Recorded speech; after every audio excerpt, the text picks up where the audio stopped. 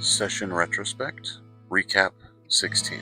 So Liam gave everyone a 5K bonus.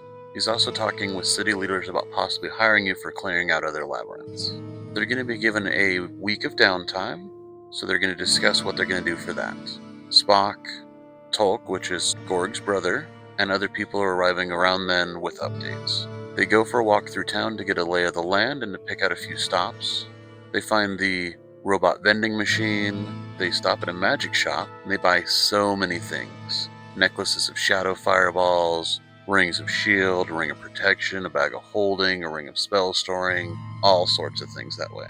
They also stop at a magical tattoo shop and they all get tattoos. They go to the Whimsical Union and they hire a lawyer, so that way that this person can kind of hire their affairs while they're doing things in the labyrinth.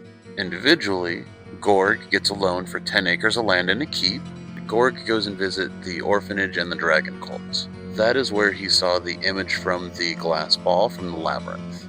They have a book, they have pictures of the ball and a couple other pieces, but they don't really know what it means. Callie, he goes kerosene. He makes 2 high-end contacts that he can use at a later point in time. He also got a magical item from the labyrinth, and he has to have a surgery to have that planted in his body.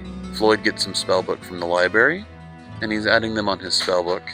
He also buys materials for making sets of potion. As for other people, Spock finds out a little about the dilation between the Feywild and Shadowfell. Gorg has his brother Tolk make a magical pop-up bar that looks like a noodle stand for Floyd's drinks. Tolk also found poems that kind of seemed like they were talking about the labyrinths.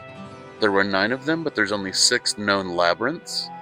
The poems might lead to where those other labyrinths are. Tolk was also hired by Spock to look about things that are dragon and dragon blood related in folklore and stories.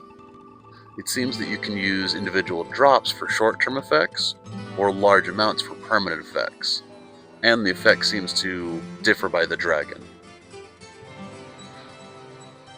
As a team, they go and help Liam work on the machine and get it figured out. They figure out that it's a healing machine. The 2 beams, the sun and the moon. They figure out how to change them individually, and there are 10 different colors that do different kinds of healing. End of session.